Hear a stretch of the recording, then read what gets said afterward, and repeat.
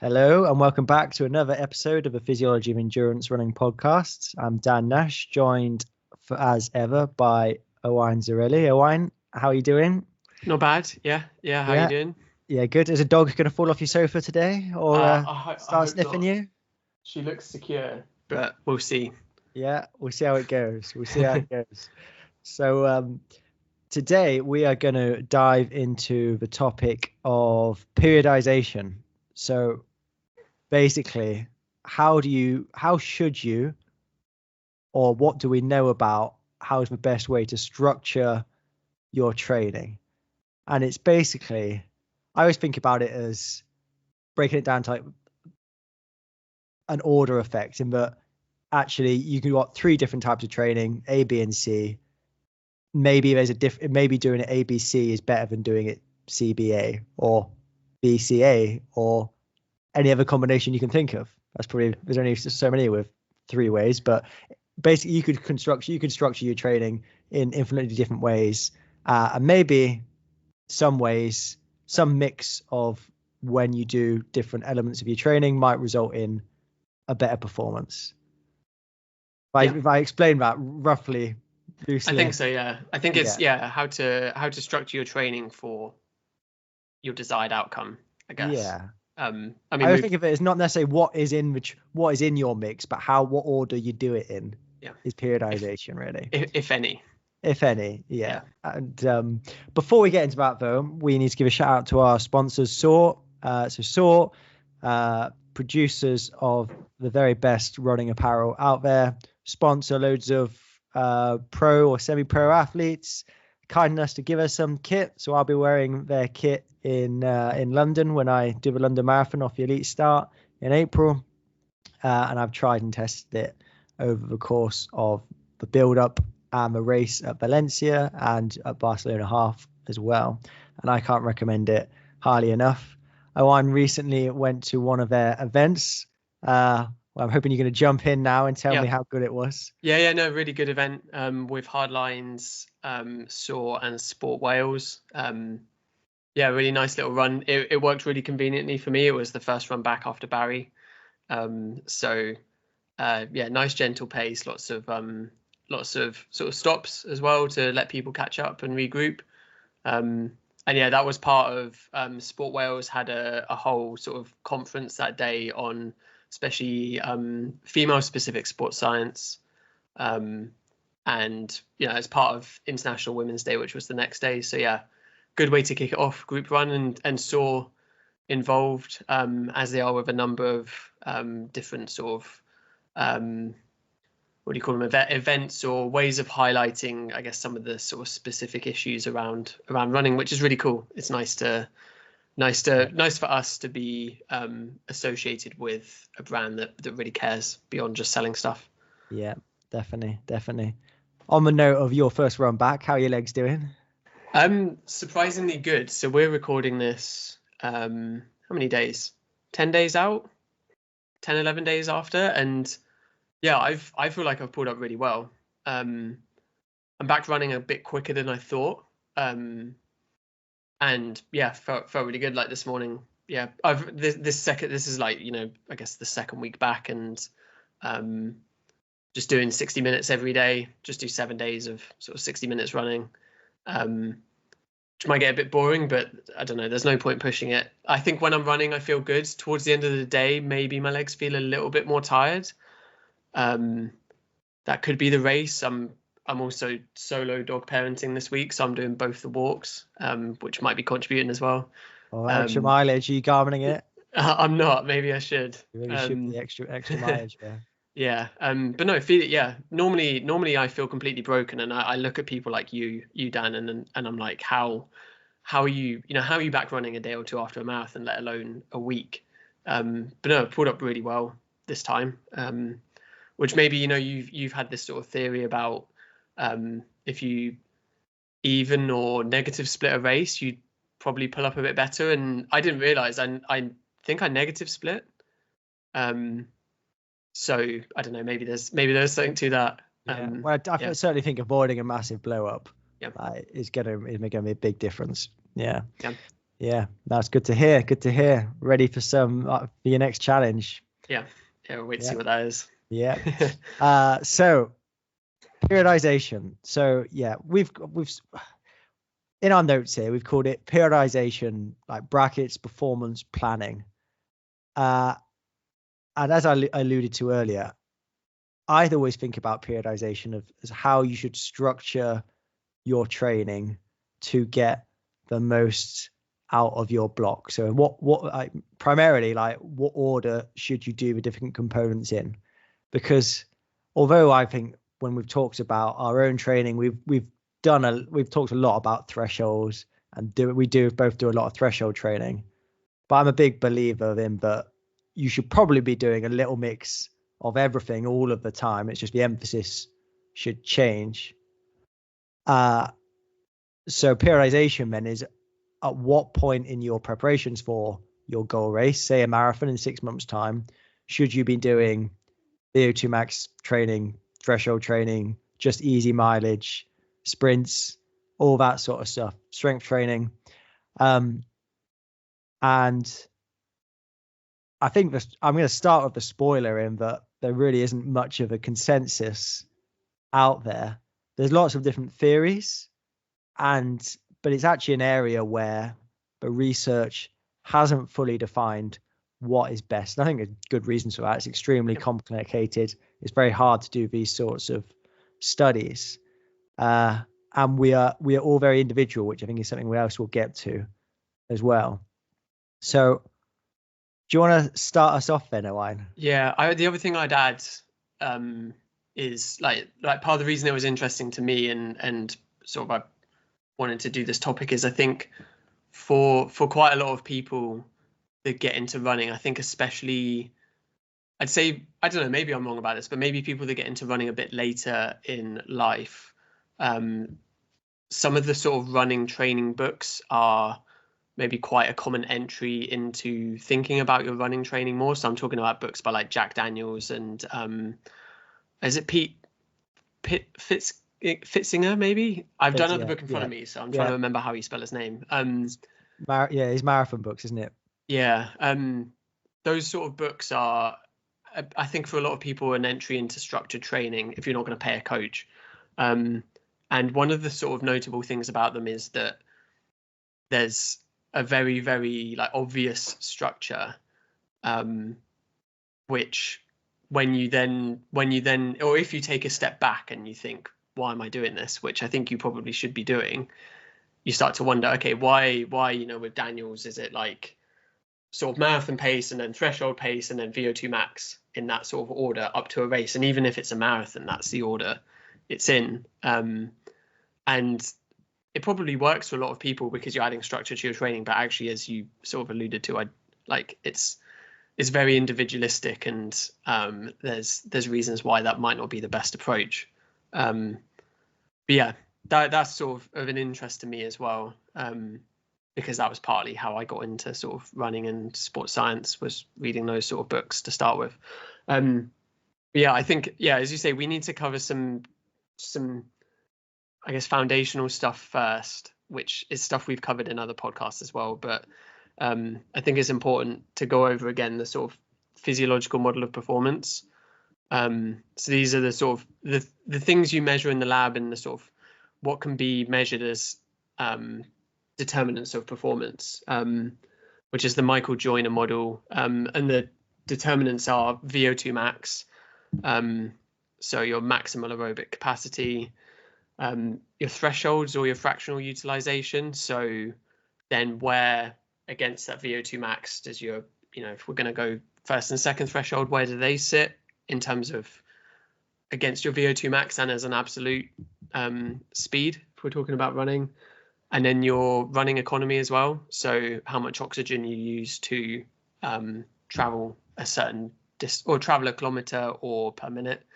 And then you can also add in durability to that as well as a sort of fourth component. But yeah, those are sort of the key physiological components. I guess you sort of mentioned it at the start. You can add in some others in terms of strength, and I guess you'd break that down into like probably just maximal strength.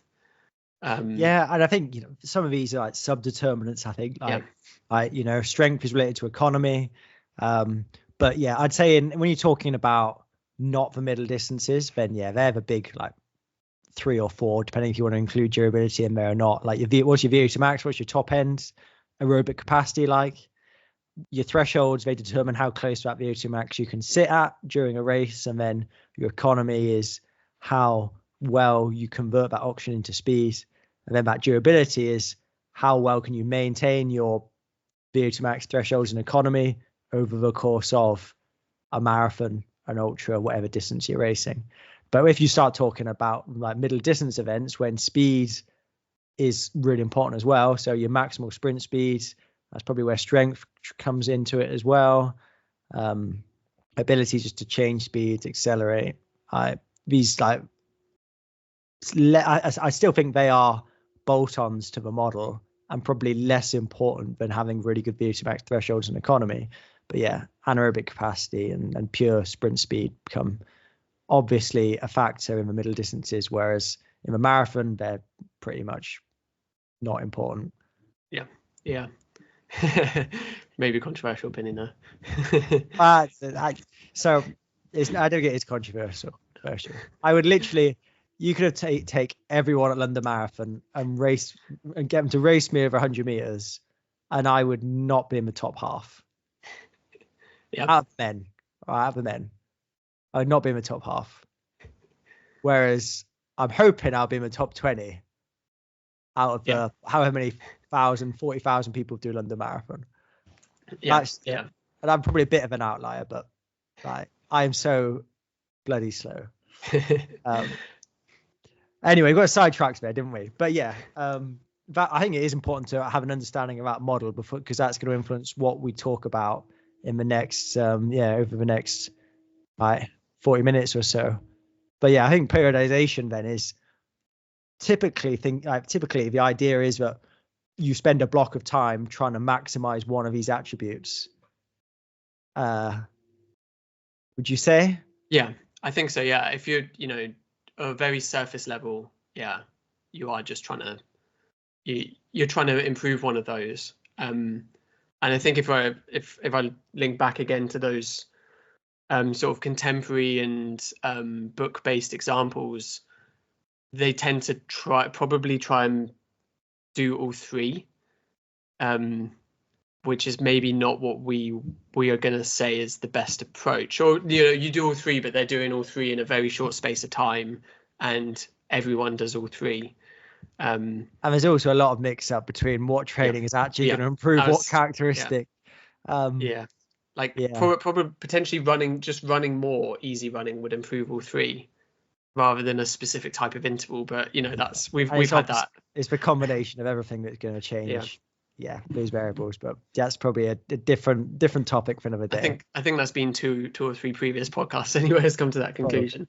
I think maybe the other thing to talk about is say cycles. So sort of the three common ones you hear are macrocycles, mesocycles, and microcycles. And I think in our notes I've got these the right way around. I did double check, but you got them fine. So a macrocycle is a year or years of training. So I guess if we think about actually like the interview we did with Andy Shaw a few weeks ago, they're looking with the highest level of athletes at years, like they're planning the next Olympics. So that's what often an Olympic cycle is your macrocycle. Whereas for most people, actually, I would sometimes argue that a macrocycle could be 6 months in that you're doing 2 marathons a year. Each one of them could be a macrocycle. But within that, you're going to probably divide that up again into your mesocycles, where which is often more months. And these are where I think of like the phases where you might concentrate more on VO2 max. So in the Daniels textbook, you might have one mesocycle dedicated to improving your marathon, your around threshold and marathon stuff. One mesocycle. The next mesocycle might be focused on more like 10K stuff, and then the last mesocycle might be focused on, VO2 max type intervals, 5K race pace kind of work. And then you race, that's your peaks. You might divide your macrocycle into a few mesocycles. Yeah. And then the final one is a microcycle. So that's weeks or, days.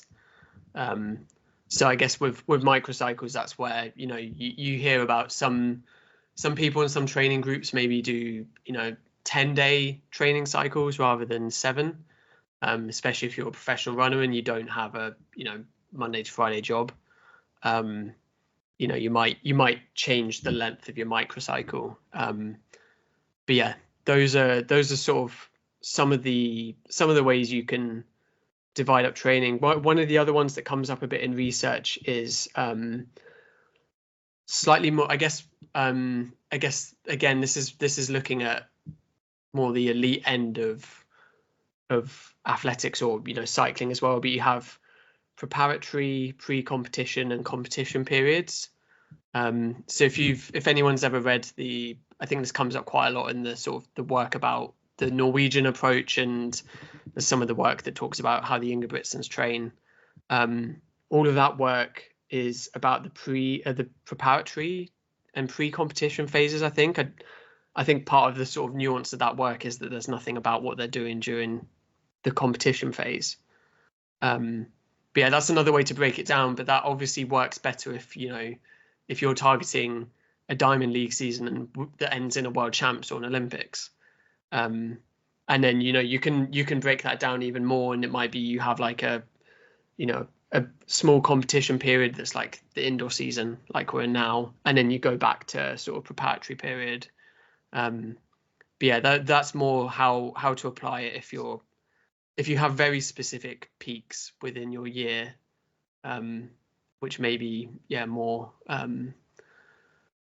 amateur runners don't, because yeah, and that's what I was going to say there. But actually, even I was going to say even for me, but that sounds like I'm more important than I am. But like I would say that, I knew more than I did, but I definitely didn't periodize my training or have any necessarily have big goals, but I wanted to peak for when I was younger, running at still like a good level. Running like 30 minutes to 10K and sub 15 for 5K. I'd be racing probably too much, and always just the next race was the big race, like there wasn't a overall plan and structure.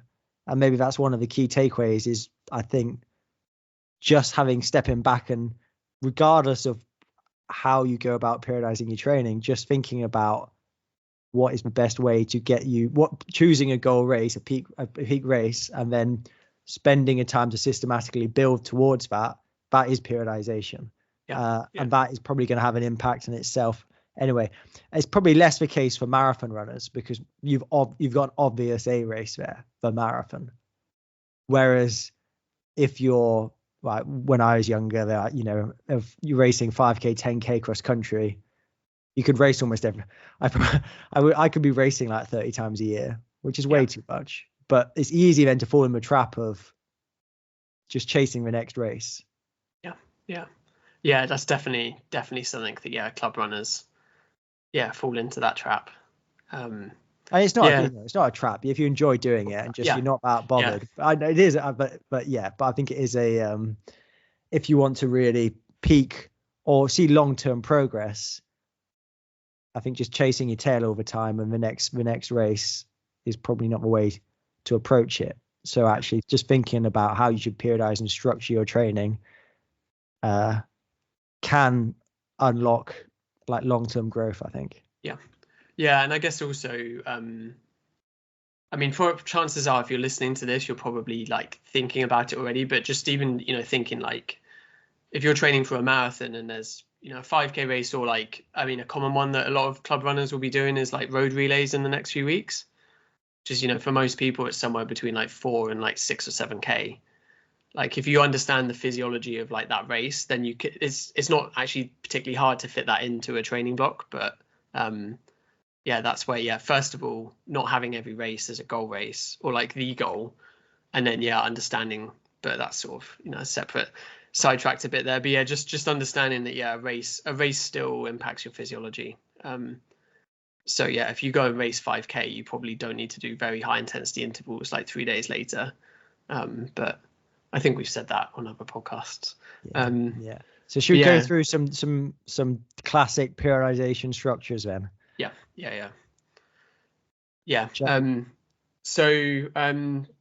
I think the two sort of main ones that come up in the classic sort of books are what are called traditional and reverse periodization.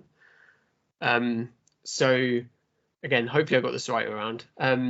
Traditional is sort of where you start very low intensity. Don't doubt yourself. It's where you start very low intensity and do a lot of volume, and then towards the peak, you reduce the volume and increase the intensity. You can take that very, very, very literally, and spend the first sort of 6-7 months of the year like just doing easy running, and then get into more high intensity. Or you see it, like we said, in books like Daniel's, where you have that periodization, but it's over a 12-week period. But that comes from, I didn't write the person's name, but it comes from sort of Soviet era training. So it's a very it's traditional. It's a very old sort of method of periodizing yourself towards a goal. And then there you go. Yeah, and a lot of the research base is from this Soviet era studies, which they did some really good stuff, but then there's always the mix of how much drugs were involved and all this and that, and it was very unregulated pre drugs testing at that point. So but I think having said that, that is probably the most popular form of periodization, and it's also like a Lydiard style periodization, and that you start with lots of volume and actually add in more intensity probably as you get closer to your goal race. And I think at the minute we're talking pretty much irrespective of what event you're training for. It's just start with lots of volume and then just keep increasing the probably the amount of intensity and the intensity of the intensity as you go through the block, isn't it? Yeah, and I guess we mentioned it comes from sort of Soviet era training and research, but actually, again, we don't know exactly what they're doing, but it's basically what the Ingebrigtsens are doing, isn't it? Like they're I've lost the word, but they're like off season and like early season training their preparatory training is a lot more volume and like longer reps, and then although it's not. I don't think it's been documented. Maybe there's some Norwegian sources that have, but there's it seems, or obviously they're racing, and it seems like their intensity gets higher during the sort of competition phase. There's definitely some examples of that have been shared of some crazy sessions. Yeah, there was that 800 session, wasn't there? Yeah. I'm sure, wasn't it like 5 times 800 or something? And the last couple were like 150, 149, something ridiculous. Yeah, which is obviously way higher intensity than what Jakob is reported to do in January. So that's still being implemented. It's just maybe not. I don't know, not as sort of clear cut, or they're still doing intensity in January, like they're doing the Saturday hills, aren't they? But is it just a more of a? And I think that's where periodization has gone. It's gone from absolutes, like this is a volume block, we just run easy, to this is a threshold block, we now do easy plus thresholds, to right now this is a VO2 max block, we do easy plus VO2 max. We've moved away from that, and it's more like broader brush strokes. Like we change the emphasis from threshold to VO2 max. Like Jakob is still doing threshold training all through the summer. I'm pretty sure. And it would just make sense, like if he does, a couple of diamond leagues within a week, then he probably doesn't need to do any more intensity. And exactly. I mean, they also seem to do quite intense sessions off the back of diamond leagues a lot of the time anyway. So then his other session or two in the next sort of 10 days is probably going to be a bit lower intensity anyway. And I think part of this idea around periodization is that actually when you get to a certain level, you probably need to focus a bit more on stressing one particular attribute. So when you're just starting out, easy running will improve everything. And when you start, doing a bit of intensity, well, intensity is going to improve your thresholds. But when you get quite well trained, you probably need to do a bit more focus on your thresholds, or some controlled longer efforts, and not just include a little bit of that here and there. That's probably not enough of a stimulus to improve that. But so you focus more on a particular style of training. But then when you move on to your next block, you still need to maintain what you've done. And one of the principles of physiology is it takes a lot less stimulus to maintain an attribute than it does to build it in the first place. Yeah. So a lot of the literature on like tapering, for example, shows that you can reduce volume by 50%, and you're going to maintain the adaptations you have already built, but for a good couple of weeks. Yeah. And I mean that comes up in some of the sort of research we'll talk about in a second as well. That idea. Jumping ahead here. No. I think the other sort of type of periodization that maybe want to touch on, and it's one that's probably not very familiar to runners, but maybe any cyclists that are listening, it's more familiar to, is what's called block periodization. And I'd say this is probably one of the things we, like me and you, we haven't talked about reverse. We have missed reverse periodization. Yeah, so reverse periodization is the opposite of traditional periodization. So then you go from intensity to duration. Yeah, which maybe is what some sort of marathon sort of generic programs do. I say generic, but like if you've got sort of 12 to 18 weeks before marathon, you often hear people say they want to get fast for like a 5K and then go into their marathon block. That's maybe, whereas, again, if we're taking our, 1500 3K runner that's at the Diamond League, they're not doing their intensity in January and then going to threshold in June. It's maybe more of a sort of, more marathon based and more close to the race. Another interesting example, though, is actually in the sprint world, where in the UK, the classic model is a traditional model where you start with your tempo work, and by tempo for them, it's like doing 200-meter reps, probably at a controlled, in brackets, intensity, and they'll go to faster stuff and block work and like maximal speed work, 30-meter sprints as he gets into the season.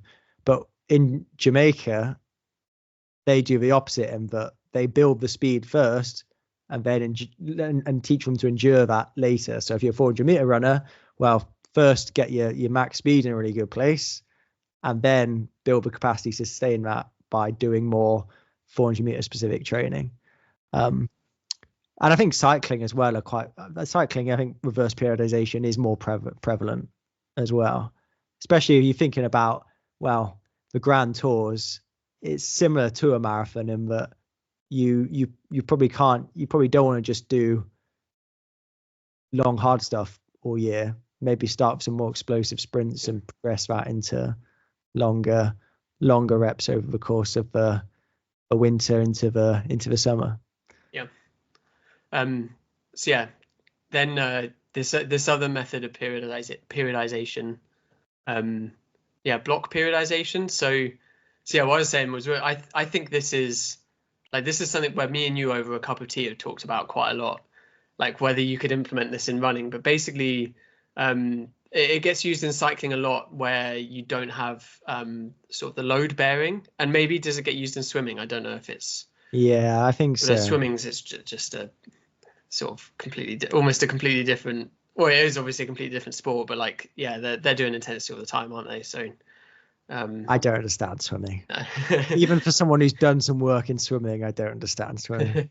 But block periodization would be where you would do a number of days back to back of intensity, and then have a longer sort of break where you don't do much intensity. I think the example I put was sort of like 6 days hard and then 15 days sort of fairly easy. And you just repeat those blocks of high intensity over repeated days and then have a sort of longer gap of more easy stuff. You still keep I believe you still keep the volume quite high. Yeah, and I think it depends a little bit on how you're defining it. But I've also seen things where the emphasis of a block has changed. So it might not necessarily be we're going to go really high intensity in this block for 6 days. This might be a volume block, and we're just going to go really high on the volume and do a little bit of intensity, but not much. And then you have enough so that actually you're overloading the system.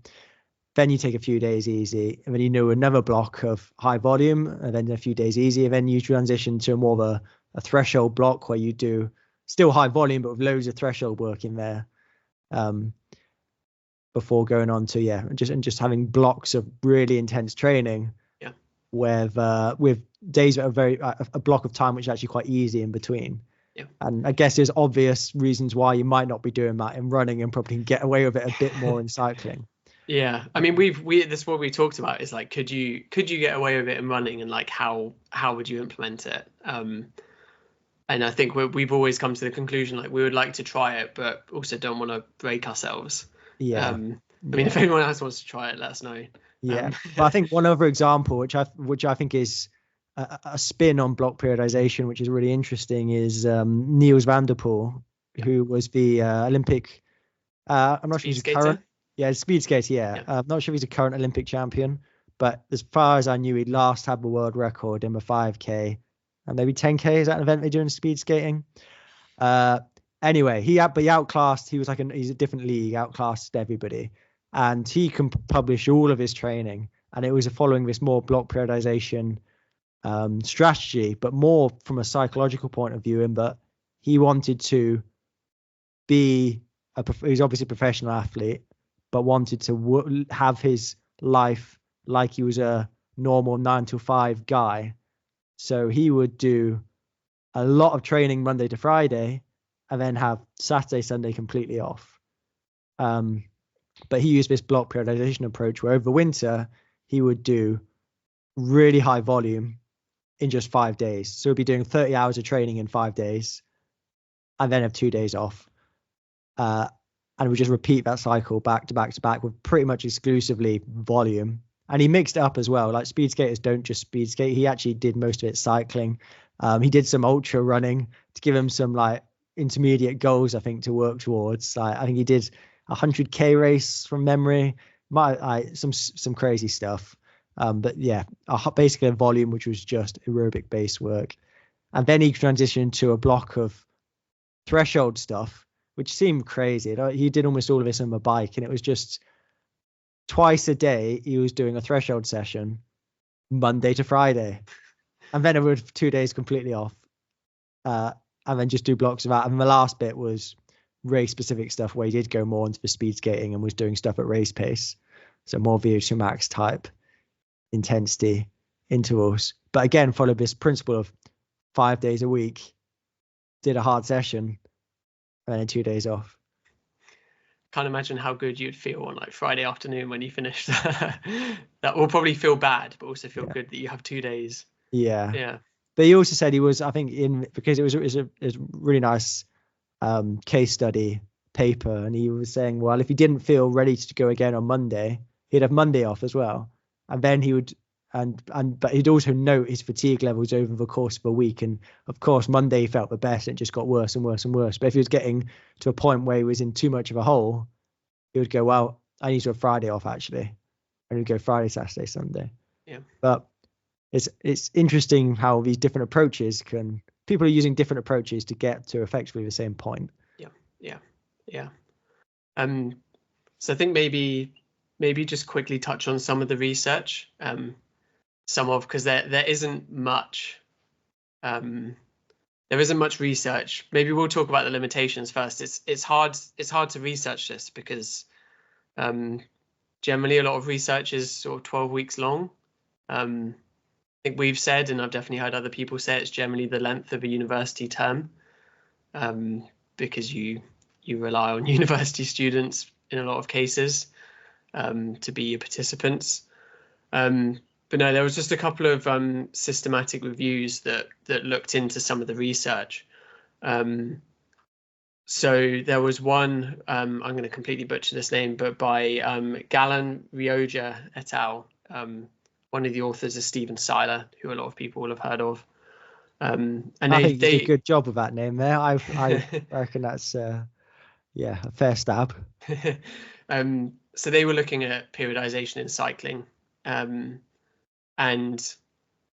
yeah, is a systematic review is not quite a meta-analysis, is it? Or is that just their term for meta-analysis? No, it's different. Yeah. But they're still taking a broad body of research, filtering it down based on some criteria, and then looking at what that data says. And yeah, they ended up with 7 studies, sort of making the cut for this review, which again probably says something about maybe the quality of the work. And yeah, basically they found there was no specific model seemed to be better than the others. With cycling, they were looking at block periodization as well as sort of traditional and reverse periodization. They did note that they thought that block periodization worked if like overall load was managed well, and suggested that maybe if you're taking athletes that have done more traditional or reverse periodization and then change the stimulus and give them these, if it's 5 or 6 days of hard or a specific training stimulus and then some easy days, that actually changes the stimulus and maybe they respond better to that. But it's impossible to know if that's what's causing it or whether block periodization is just better. Yeah, and I think to put a warning label on block periodization, I would 100% be. I think block periodization is for someone who's already done a lot of training and probably needs that extra stress. Like I was saying earlier, at the minute, like doing 2 threshold sessions a week is no longer going to be enough of a stimulus. Yeah. You need to do 4, but that's going to mean that that's not a sustainable training structure to do indefinitely. So you need to break it up with some periods of recovery. And like there's a nice case study actually presented by Ron Stads and his group where they took I think he was a former professional footballer who transitioned to cycling and was operating at a good level in cycling, and they basically they gave it what he termed a scientific evidence-based approach to his training, and they just took over his training for a year, and very much it was based on this block periodization approach, and they did see some nice improvements in the VO2 max thresholds efficiency in this athlete. But actually, when you look at the paper, the athlete just did more training overall than they did the year before. So was it how they structured the training, or is it that they just did more? I don't know. Yeah, and more training and probably far better targeted than they were doing before. Yeah. And they introduced things like strength training and other modalities that hadn't been done before. So was it the block periodization, or I don't know, too many variables. So that's why it's a case study and not an actual intervention paper. Yeah. And then just one other bit of research. So Casado et al., another systematic review, and this is on running. And with this, six studies made the cut. So again, similar to before. And yeah, again, well, they mentioned no use of block periodization in running. And these were looking, I think, at fairly high level athletes from memory, a lot of these studies. And they sort of came to the conclusion that, the main sort of method of periodization is what we mentioned earlier, the preparatory, pre-competition and competition periodizations. But within that, the training doesn't really change. Like, we'll put it in the show notes and maybe on Instagram, but the graph of their training breakdown, like you have to look somewhat closely to see the differences between each block. And there is differences, but in a 3-zone model, they basically did throughout the whole each of the structures, they did 80% of their training in zone 1 at an easy intensity, and then the zone 2 and zone 3 changed a little bit, the percentages. But I guess what this is not telling you is this is just percentage training. It's not actually how much training they did, because you know, 150k a week is very different to 80k a week, but your percentages might be exactly the same if you've just reduced the training load. I guess that this is sort of, like that case study you just mentioned is able to tell that story, but then it's only a very small n. Whereas a systematic review or meta-analysis can take big pools of data, but there is there's nuance and there's a sort of story between the lines, isn't there, with a lot of this research? And I think one of the suggestions they made, and what was something you mentioned earlier, which is that the volume. I think they actually said the volume dropped during the competition period, but the sort of cellular adaptations that you make earlier on in the season during the preparatory period remain, and they don't decay that quickly. So you can drop the volume, add a bit more intensity, and the adaptations you got from the higher volume remain. But that's almost going into like tapering, which we'll just do a whole other podcast on, I think. Yeah. But I think that is the general consensus in how people train, in that they go from a more volume-based, more controlled intensity approach in the winter, if you're preparing for a track season, for example, and then as you get closer to the track season, the volume comes down a little bit, and you probably increase the intensity a little bit. And some of that intensity is just going to come from racing more.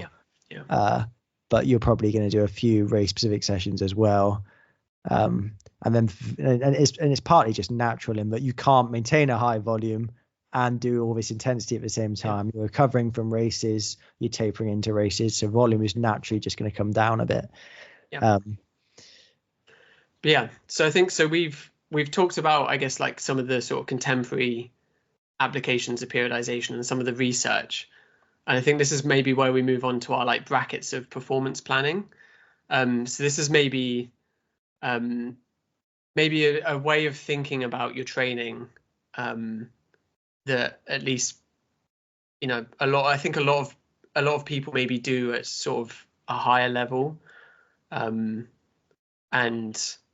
just sort of I guess building on periodization in a more individualistic way.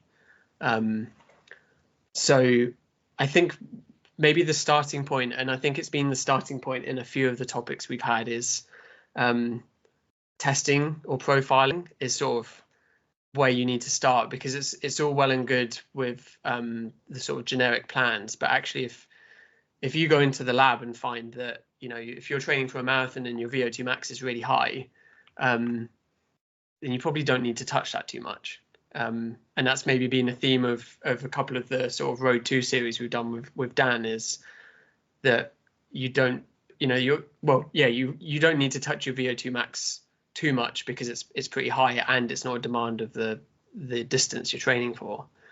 Like 100%. Like with me as the example, like my VO2 max is 80. Like in the marathon, that's almost never going to be the limiting factor.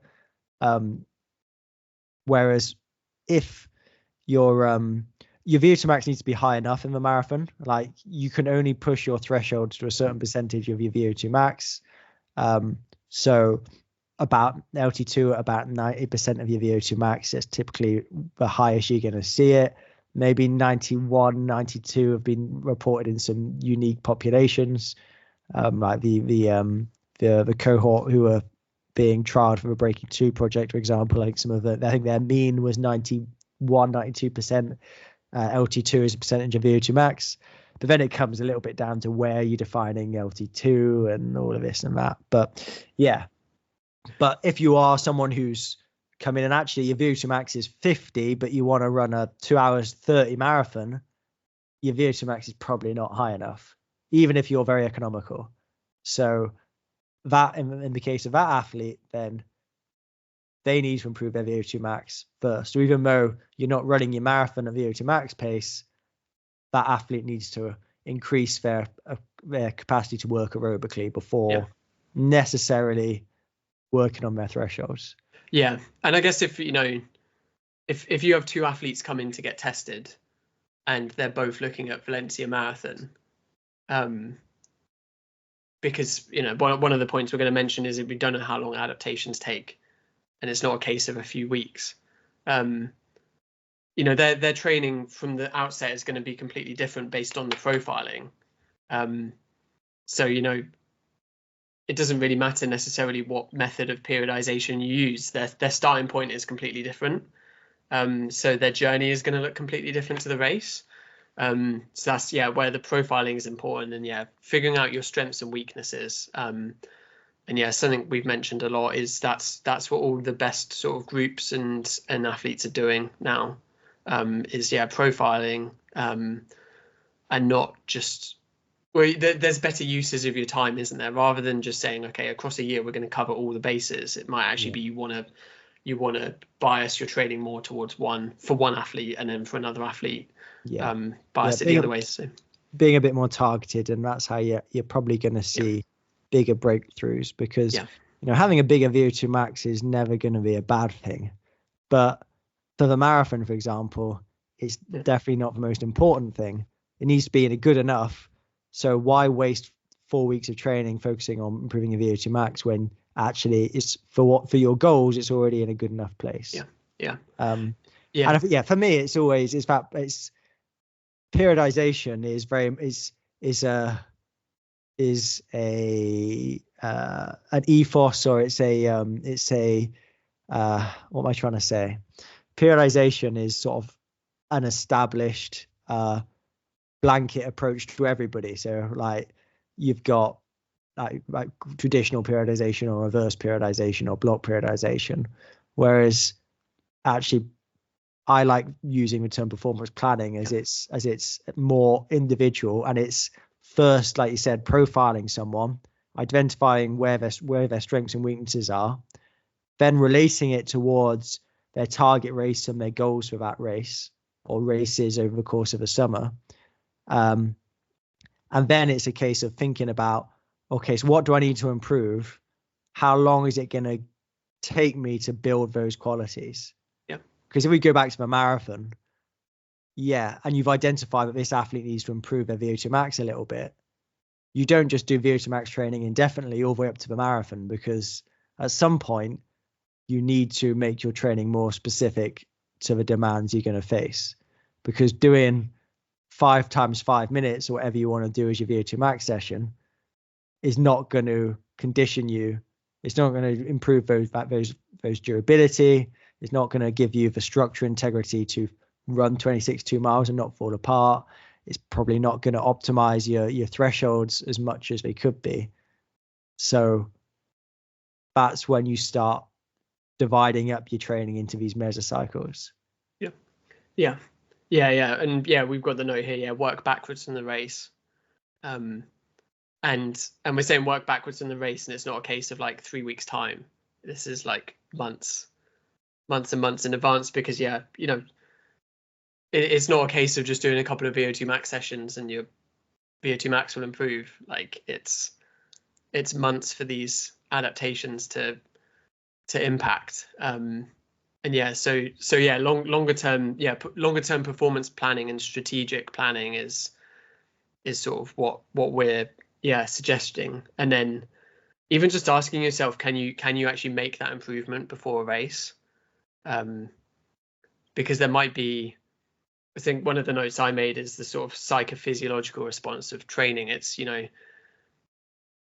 if you really don't enjoy doing like really high intensity intervals, then first of all, there might be a better way to improve your VO2 max anyway. But if you're just going to feel rubbish doing your training, then that also needs to be considered, and you need to think like, can I actually improve this thing before this race, or do I need to be thinking like, okay, improve that by next year?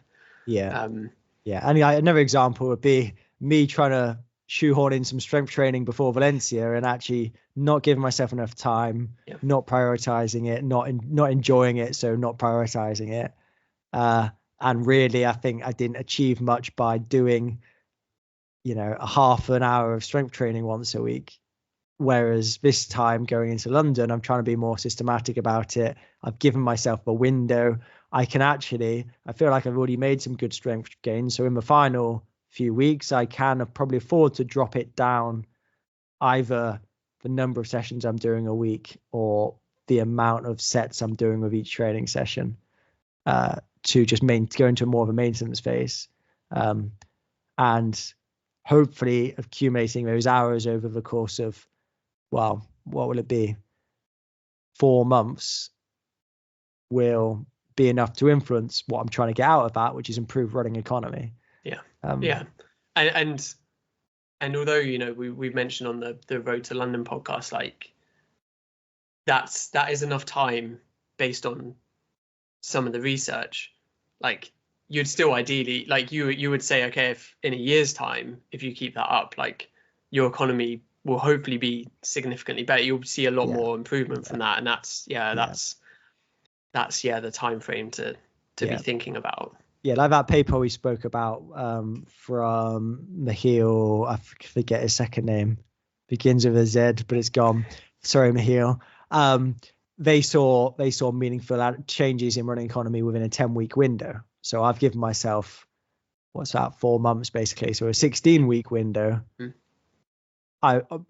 which gives me a bit of a buffer. Like, so when some weeks when I only do one strength training session because I've been racing or recovering from a race, then actually that gives me a bit more of a buffer, a bit more window to accumulate the volume, and also just be ahead of the curve. So if I do need to back off more in the last final few weeks, I can afford to do that and just go into maintenance mode.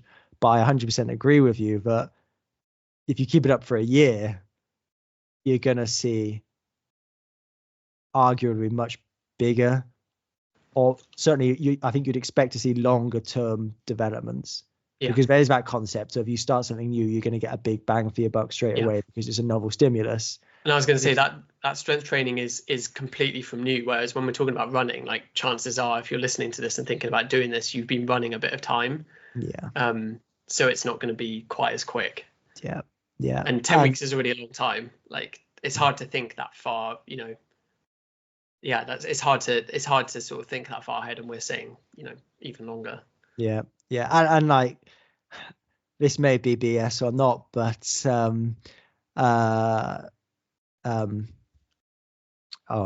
Blumenfeld's coach, whose name is gone as well, Olav. He claimed that Blumenfeld wasn't competing that well because actually his hours of training over the last year are just down on what they have been in the year prior to that, and that's thinking more about, actually it's not what you do in this microcycle or mesocycle, it's what you've done in the previous year, where it is going to influence the stacking of those adaptations one on top of the other, and going to lead to just continued development.